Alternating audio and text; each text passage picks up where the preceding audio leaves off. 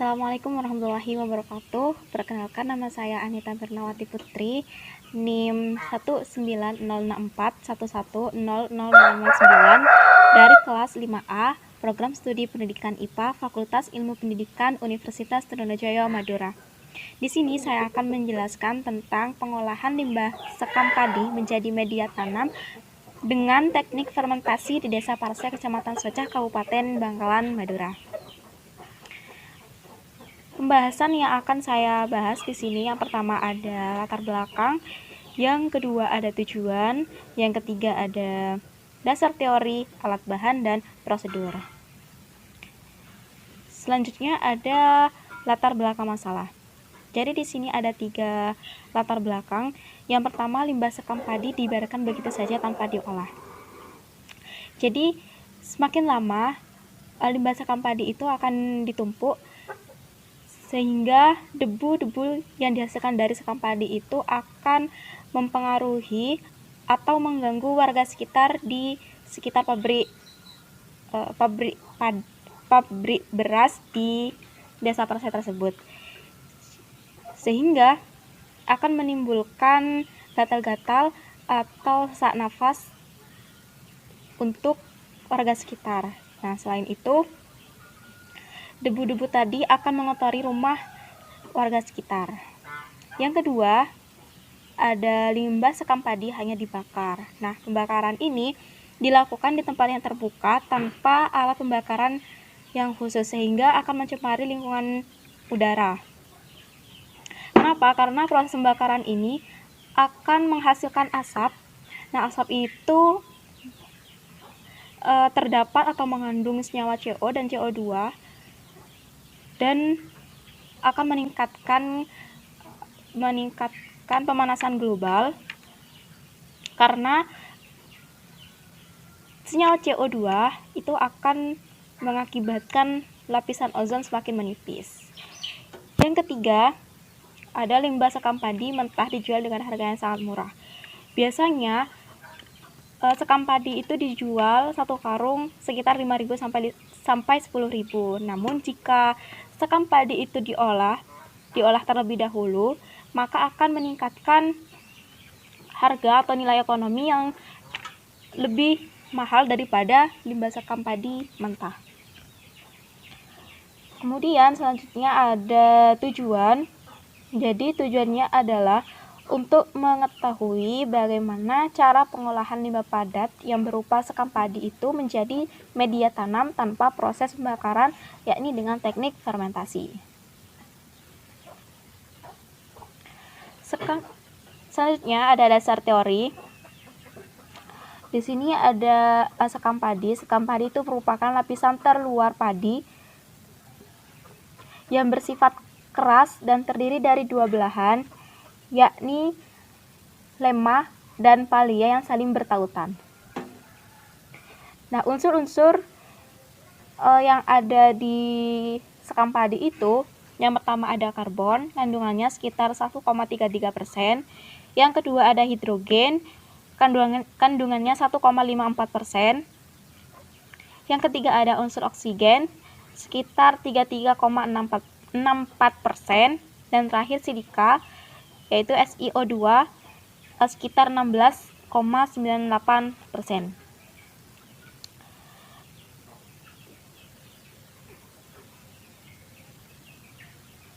Selanjutnya, pengolahan sekam padi ini menggunakan teknik fermentasi.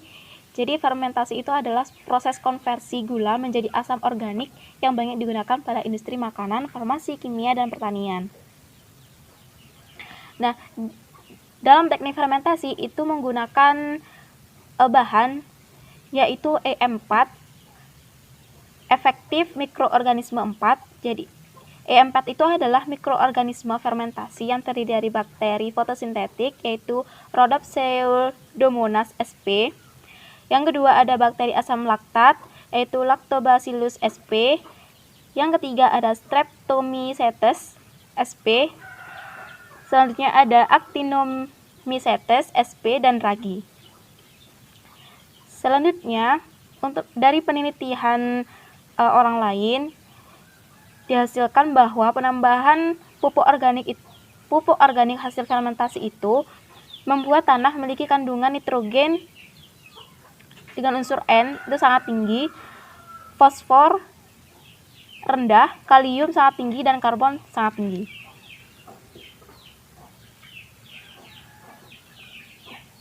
Selanjutnya ada metodologi penelitian.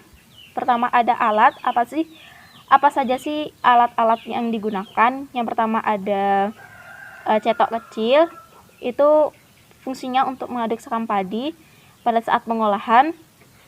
Yang kedua ada baskom besar, yaitu sebagai tempat pengolahan sekam padi. Selanjutnya bahan-bahannya, yang pertama ada air. Nah, air ini sebagai campuran E4 dan gula pasirnya. Yang kedua ada E4 itu sendiri, yaitu mikroorganismenya.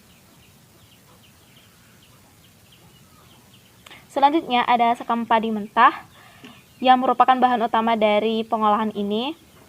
Selanjutnya ada plastik besar, yaitu sebagai tempat proses fermentasinya. Yang terakhir ada gula pasir sebagai molase. Molase itu adalah makanan dari mikroorganismenya.